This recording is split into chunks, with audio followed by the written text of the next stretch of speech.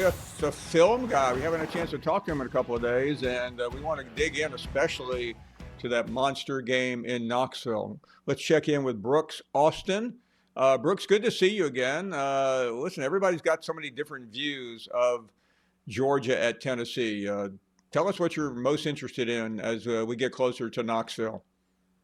I mean, for me, Paul, it's a stylistic clash. It always is between Heupel and Kirby Smart, just who they are at their core offensively and defensively. Offensively, the Tennessee offense is about spreading you out, making you really light in that box so they can run the football. It's why they've been top 3 in rushing since Josh Heupel has taken over that job. And it's really how the offense works. They run the football, make you dedicate too many bodies, and then they try to hit you with explosives over the top once you feel like you have to commit to the run.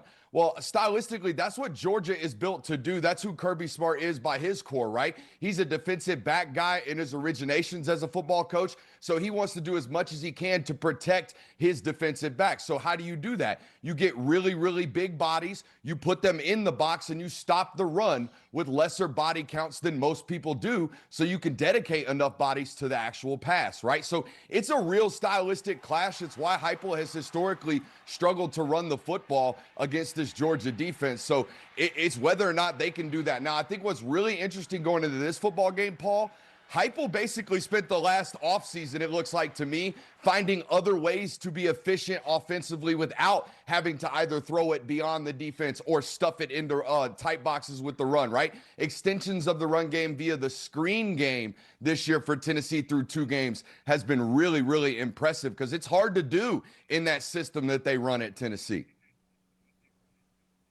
So let's talk about what we've seen in the past. I don't know if the past indicates or predicts the future. The quarterbacks clearly are different this year, but kind of take us through the game, where the advantages are, and then we'll ultimately get to the tail of the tape. Yeah, I mean, you mentioned the quarterback. I think Tennessee definitely has an advantage at the quarterback position from a confidence standpoint. I don't think there's very many quarterbacks right now, and it's surprising because he got there in the middle of the summer, that are playing more confident than Joey Aguilar at Tennessee right now. He's really driving the ball down the field with a tremendous amount of confidence. He's clicking through his reads with a tremendous amount of confidence. Gunner's playing on time right now at the quarterback position. His eyes are going to his reads at the right time. He's avoiding bad sacks. He's keeping them in good positions right now offensively, but he's not really pulling the trigger confidently down the field, particularly, Paul.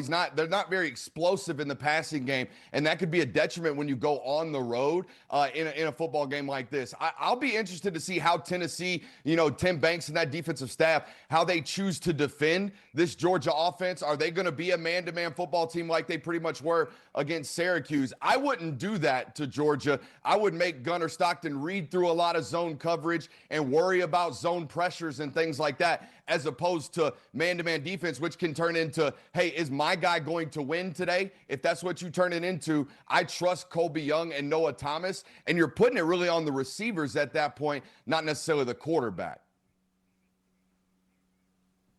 Let's talk about what else Georgia has going for it. Certainly, they've got some big backs. They're fast. How does that play into it? What advantage or how does that affect Gunner Stockton?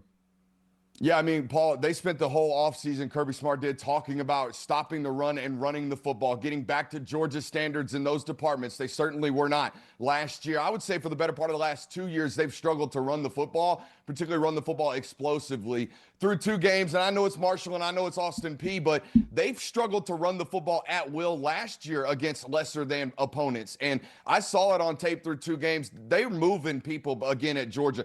They rotate 6 or 7 bodies, 7 or 8 good offensive linemen again for the first time in a long time up there on that front side. And on the defensive side of the football, man, they're playing Georgia standard defensive line again, really impactful, like real highlight level defensive tackle play from guys like Kristen Miller, Xavier McLeod, and the true freshman Elijah Griffin, who they think, and I think through 2 games, has shown enough to start drawing those Jalen Carter comparisons that he was getting out of high school. He's stamped, Paul, number 90 for Georgia. He's going to be a really, really impactful football player, maybe even as early as this week with that Tennessee offense. If you're going to get home on the quarterback, you better get home quickly, and that's best to be done from the 3 technique position, that defensive tackle position. Brooks Austin, let me flip over to some other quarterbacks. One that's going to be facing a very difficult setting is DJ Lagway. Everybody's commented he Yeah. looks rusty, he looks this, he looks that. What do you see when you watch him play? I mean, I think that's warranted. It looks like a football player to me that hasn't practiced a lot of football. He was hurt last fall, despite the fact that he could play. They had to limit his amount of reps during practice as a true freshman. Couldn't practice during the spring because of a shoulder injury. Then we hurt our calf during the summer. Can't really practice in the lead up to this season. So, yeah, DJ is immensely talented, but he makes mistakes and he does things that show me that you need to practice and play more football. I'll walk you through a couple just off the rip. The very first pass they ask him to throw, Paul, is a wide open touchdown down the sideline to one of their tight ends. He overthrows him by 5 or 6 yards. That's all rapport. That's all we haven't thrown enough footballs. That's all we haven't practiced enough, right? He spikes a comeback route 15 yards back down to 12, throws it right into the dirt. This is an immensely talented football player. That's like a layup to him when he is normally in sync with himself. He spikes it in the ground. There's a play later in the football game where they've got a tight end running across the goal line for a wide open touchdown. And he just, for some reason, kind of lobs it up, flicks it up, and they have a chance to break on the football. We end up not scoring. So, like, those types of things are all things I see on tape where it's like, you're just not practicing enough. You need to practice more. The other things that concern me about DJ, he forces it way too much. I don't think there's anybody in the world that knows DJ's is talented more than DJ knows DJ's talented. And sometimes as a young quarterback, that could get us into trouble. We're doing things we're not supposed to. The interception he threw Saturday night, Paul, you are never to throw that football. We are rolling to our right. We have somebody working in the concept in front of us, and we decide to throw a ball 65 yards back against our body to the left. No offensive coordinator on the planet will ever tell you to do that. We just can't do things like that, especially when we're not hitting our layups because we're not practicing. And finally, Brooks, the quarterback that has been talked about more than any quarterback combined, and I've done most of the talking, but I want to listen right now. What do you see when you watch Arch Manning play? You know, honestly, Paul, this sounds bad. I was kind of hoping he was hurt, because the mechanical structure of everything that Arch is doing right now, I hate to use the word falling apart, but it looks totally different than what I studied last year in his spot starts, right? He basically played 2.5 football games last year as a true quarterback, them asking him to play within the system, and he looked mechanically clean. And what I look for the layman, fan listening today, are you leaning left or right when you throw? Are you all out of whack? And when you watch Arch Manning throw right now, his whole body is out of whack. Nothing is really in control. And you can see that in the variances of the accuracies of his football, man. It's all over the place right now. The other thing through, the time that we've seen him play, I really question his ability to layer the football. I know he can throw it really, really hard.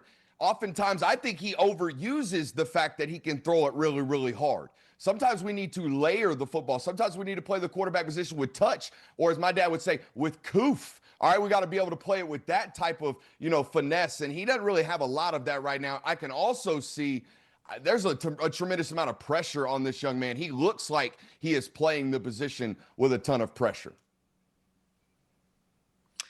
Well, one thing about you never show the heat. You never show the pressure. By the way, back to the original conversation here, Georgia at Tennessee. You have a lean on a Wednesday, or do we need to learn more? Look, I think it really scares me. I pick Georgia in this matchup every year because of what we talked about, those stylistic clashes. Georgia's just great at what Tennessee forces you to do.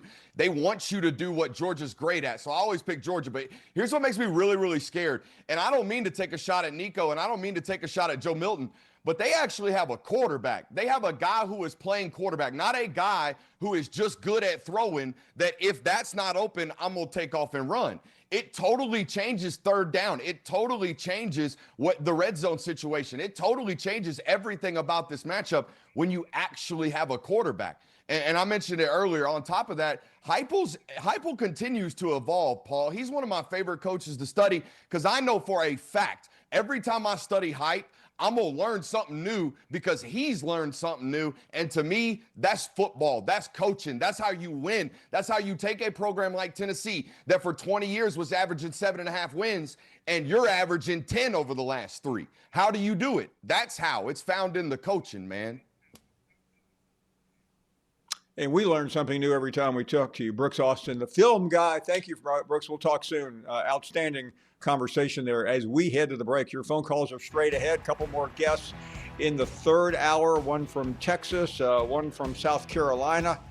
We're pretty busy this afternoon, but still time for you to call.